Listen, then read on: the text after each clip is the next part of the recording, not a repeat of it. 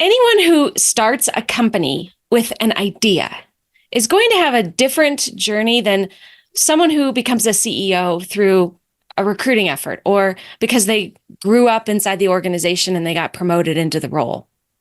Our guest today had an amazing idea and turned it into an incredible company. Yasmine Mustafa is the CEO and co-founder of Roar. Their mission is to empower people through technology to help create safer organizations. Yasmine, welcome to How I Turned the Corner. Thank you. I love the name, by the way. Thank you. So I'd love to talk with you about your journey and why did you start Roar? For me, it's personal. I am a refugee. I came over to the US when I was 8 years old, actually brought by the US government when I was 15 in high school, applying for college. I learned I was undocumented and the clock had reset. When I was 18, my father decided he was tired of waiting for the immigration system and left the country, unfortunately, taking all the family savings with him. Spent about 10 years working under the table in the hospitality industry in very unsafe conditions. And all of those experiences of being unsafe in very different ways caused me to want to start a company that is focused on protecting others. Ah, so sorry you went through that, but I mean, it's a beautiful idea that you've created. So, can you tell us about the Athena device and like what it does for people? Yeah, the Athena device was the first iteration of the company. So it Okay. was a personal safety wearable. We are now focused on workplace safety. So we have these Roar alert devices that kind of look like Apple AirTags that basically act like a guardian angel to anyone in the workplace. So if they're a healthcare worker, if they see something suspicious or someone is aggressive and they want to get help, they push this button to get nearby staff, security, or even 911 to their exact location in the building to make sure that they're protected. Wow. Wow, that's amazing. So how has it extended into like more workplace safety? I mean, can you just tell us a little bit more about like how do you bring that into an organization? Well, it's interesting because right now it seems like there's a perfect storm of rising incivility. People are just more rude than they've ever been. There's also mental illness is a record high, addiction is a record high. So people are coming in with altered minds. And unfortunately, it's the frontline workers that bear the brunt of that. And because of that, especially within healthcare, we have facilities that come to us that are seeing that attacks are rising, nurse turnover is rising and burnout. And so this perfect storm is leading them to be much more proactive about what they can do to protect their people. Wow. Such a sad thing that we need this now, but it makes sense. Yeah, Yeah. it really is because it's right now we can't keep up with the leads. And I was actually just talking to someone this morning about you can look at that and be like, oh, that's great. But also really, when you really look at it and think about the bigger picture, it is sad. Hmm. I wish it wasn't needed. Yeah, I know. That's kind of how I feel about the work I do too. I mean, obviously, completely different scale. Nobody dies in HR. Where, with the work you're doing, it's amazing. But I really would like to work myself out of a job. I would really like it to be that they don't need someone like me because the right thing is just happening already. And so Yeah, it's kind of like what you're probably hoping for too, on just a different scale. definitely. And in the meantime, we'll keep doing it to see what we can do to get there, right? Yeah, yeah, Hopefully. exactly, exactly. Well, so tell me a little bit about your staff then and your team. Yeah, we're a team of 18 people. With contractors, we're about 26 people. We're now fully distributed. So since COVID, we've gone virtual. We're actually looking to start hiring now locally in Philadelphia to work back towards an office. But yeah, we have a small but mighty team. We have been together now for 10 years, which is kind of crazy. So we're entering our 10-year anniversary this year. That's neat. That's great. And I saw on your website that, and just through the research I did that you did become a B Corp. Well, can you tell us a little bit? I mean, I've got a lot of listeners who ask more questions about that. So I'd love to go a little deep around like what was your motivation for it? What was the process like? How has it benefited you now? So let's start with the first one. Just, what was your motivation for becoming a B Corp?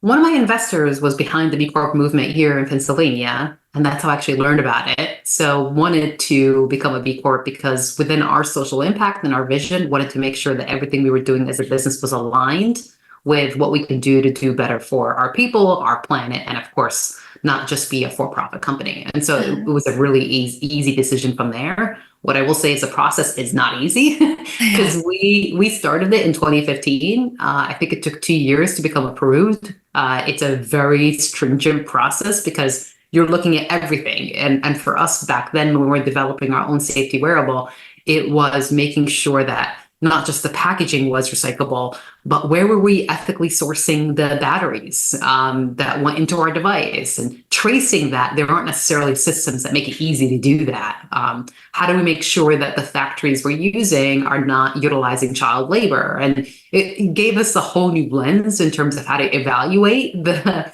folks we work with, which ultimately, of course, ends up being for the business, better for the business, because we know we're making better decisions for everyone. But the process itself, down to they ask you questions like the type of bulbs you're using in your office, you know. So definitely, it was a full-time job to get that to get that submitted. But really happy to have it because it's one thing to say that, you know, to say something, but it's one thing to walk the walk. And so that certification allows us to do that. And we were just recertified last year. To be recertified, you have to get a higher score, which we were really happy to get. And especially now that we can show the direct impact our solution has in protecting people, because we serve in industries where it's mostly women, majority women who are underprotected. And what we've seen now too is we're not just protecting the workers, we're protecting everybody around them. So one of the top use cases we see, our staff members are actually pushing the button to protect a guest or a patient. Like in a hotel, it might be a guest who, unfortunately, we heard a story about a husband was beating his wife, and the housekeeper pushed the button to get security there to break it up, as an example. Mm. Yeah, that's amazing. So with the B Corp then, so I mean, I started the process also back in 2018. And then in 2019, as we were starting, we were probably about 80% through. And then I had just a bunch of stuff happen inside our company. And I ended up we ran out of money. I ended up like laying off 2/3 of my staff, and it was awful. And I just was looking for every corner I could find some dollars in so we could survive. And so I stopped the process. But I learned so much about who I was as a leader, who we were as a team through that process. It was incredible. And we want to do it again. We just need now with COVID too, like we went from having an office environment to being fully remote as well. And so I haven't had quite the energy to just get that all launched again. But can you talk about just some of the, so I bring all that up because I've got like 50% of your experience, right? And so can you just talk a little bit about like what has been just the benefits of it? Because I get a lot of people asking that question, like, well, why do you want to do it again? And I mean, my first reaction is like, it's just the right thing to do. And it opens up my eyes as a leader. But I mean, can you just share some of the other side, if there's other benefits you've gotten? I mean, aside from just being the right thing. Yeah. Well, first of all, I did not know that you went through that, and it sounds like you came out the other side. So I'm here. congratulations. I can only imagine how tough that was. I've gone through moments like that, and it's never easy. Never easy. And you definitely learn a lot through that experience.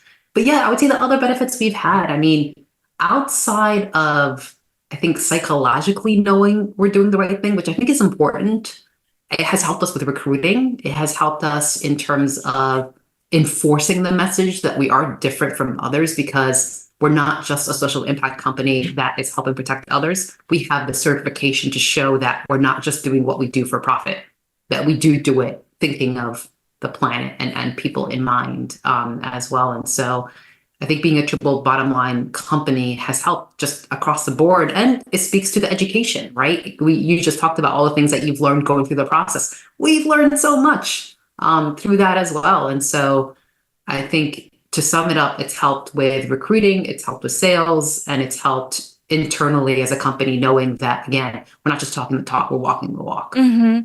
And I think, so us, my business is obviously a services business. And so we don't have goods and warehousing and manufacturing. But can you speak to just the manufacturing experience too? Because I would imagine, well, I'm going to make a statement. I'm just curious if this is true. Like when you've gone through the B Corp process, you're picking deliberately the vendors you want to work with.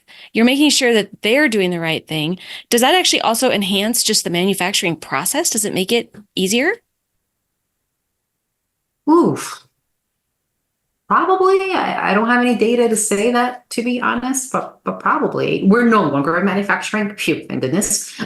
So we Okay. used to develop our own wearable. We don't anymore. Now we work with suppliers that have technologies that we embed our firmware into, so it's a little bit easier. But yeah, I would think so. I just don't have any real data Yeah. to Okay. this data. Yeah. Yeah, I would just think that, there's sort of you're in a common tribe together, right? And hopefully, and then that might just make the relationship a little bit stronger, even in times of, of stress and strife. So, um, Yeah. so you didn't notice anything like during the supply chain kind of crisis of the early 2020s? It didn't Well, make any we difference. had a hard time getting inventory like everybody else. Costs Yeah. went up like everybody else, and then the timelines shifted like everybody else. So there wasn't necessarily a benefit we got by being a B Corp. Okay. Yeah, I was Um, just curious because, but I will say, like, I guess one way to kind of think about it differently is when we work with customers and they don't have the budget, as an example, and as a B Corp, we feel that we tell them like, if you don't have the budget, let us know. We're a B Corp, we'll figure it out. So I think it's been helpful to have that certification again as a reinforcement to people that it's okay. We're not just thinking about profit as we work with you. Like we want to make sure that you're truly protecting your people and cost isn't a factor. Mhm.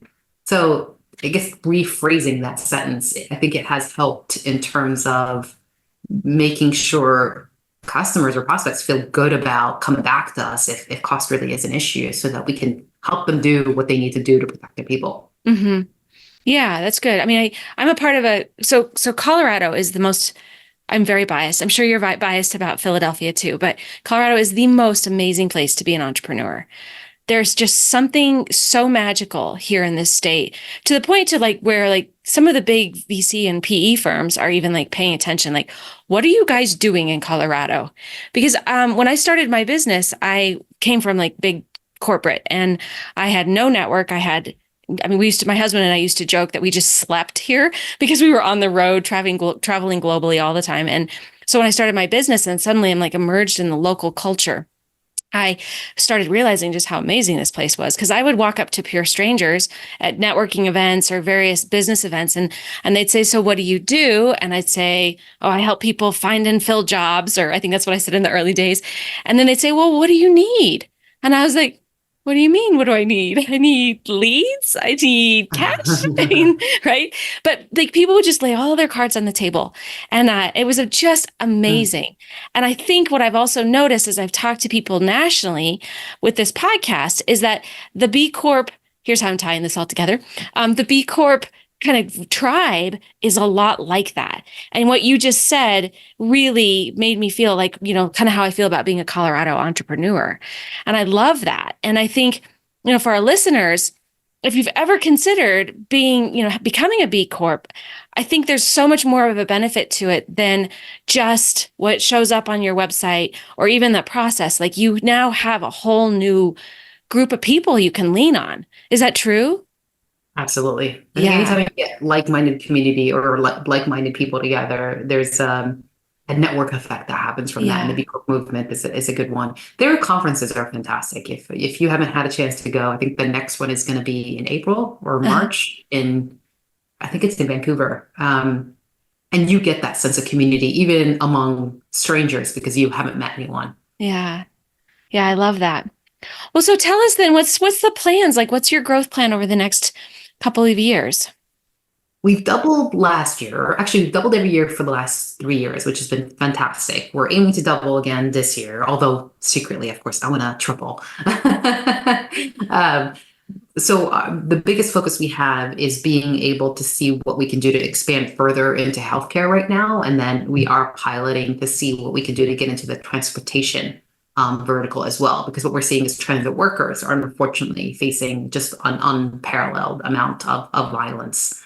So going from helping protect people above ground to helping protect people underground is what we're looking at. And then working with partners, because what we've seen is when someone needs a safety solution, or a safety plan, a safety solution is a part of it. But what does it mean when you need to get a risk audit? What about de-escalation training? What about other tools that could help enhance staff? And so strengthening relationship with partners and seeing what we can do to work together to help our customers is a big key focus for us as well. That's great. And what will it look like for the team? Like what do you think will change and shift with on your team? The biggest thing is working back towards an office. I know I Hmm. mentioned this to you a little bit before the podcast. So we've been fully distributed since COVID. So we've been hiring all around the country, even outside the country in some cases. And one of the things we've definitely noticed is that there is a loss of connection. I'm sure like everyone else has noticed. And what we want to do is work back towards an office and maintain the hybrid idea and just make sure that we have a hub where people that are locally can get together to build that connection. Because I've seen that by not being together, things become more transactional.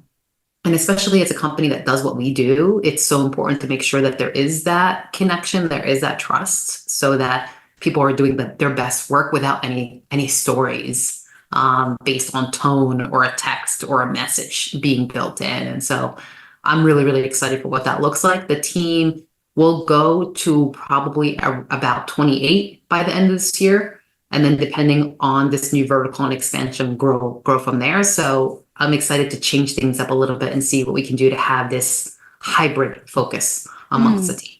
Yeah. And what about for you? What are your plans for yourself to kind of grow into the leader you need to be?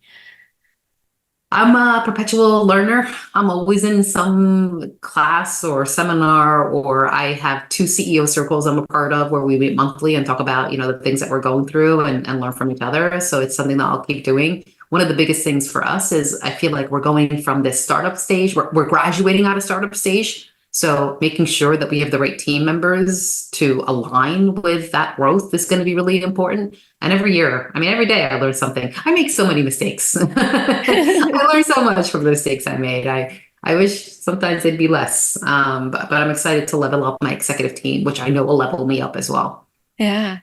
Yeah, I don't know if you can see the sign behind me, but it says, I am not the leader you need me to be a year from now, but I will grow to become that person. I did that. I Because, like yeah, that. because you're just, none of us are. None of us are the leaders we need to be. And so, but we can keep working at it. And I think it's so important in today's kind of how fast the workforce is moving and changing and adapting that we continue to have that kind of growth mindset. So we're not going to make it if we, think that, well, the way we were led, the way we've always led is going to continue to serve the generations that are coming in. It's just changing so much. Yeah. It's interesting. I think as a kid, I didn't have an appreciation or an ideal view of what leadership is. I thought it was easy. I thought it was about doing the right thing. I thought it was about having all the answers. And it's been interesting evolving into a leader and seeing just how much of being a leader is finding the right people to help you find the answer and questioning more than answering and making a lot of mistakes. It's been my perception of it and the reality of it has been so different. Yeah, that's true. Well, I think that's a perfect place to stop our discussion here. But it was so lovely to chat with you, Yasmine. And I just thank you for the amazing work you're doing as a woman as well who was almost raped in a garage, in a parking garage. I totally appreciate your advice. And I hope I can get one for my 15-year-old daughter because it's terrifying when you're in a situation where you do not know what's going to happen. So anyway, thank you. Good work that you're doing. Thank you. And I'm sorry that happened. I'm so sorry that Yeah, happened. well, it happens to women all the time, right? I Yeah. mean, it's the saddest thing. So, but I made it. It was fine. It was just scary. Yeah, yeah, of So, course, yeah. And we don't sell those devices, just FYI, anymore, the yeah, ones that we had. Now we're focused on workplace safety, but I know there's a bunch of stuff out there. And yeah, now even the phone has, that right. emergency notification button. Yeah. I think it'd be great to teach men not to rape versus getting these tools out there instead. But yeah, I'm glad that you were okay, and I hope eventually that is we should edit this out. I'm rambling. Yeah, no, it's fine. Yeah, no, it's true. It shouldn't happen. It shouldn't happen. Yeah, Yeah. So, well, thank you. thank you.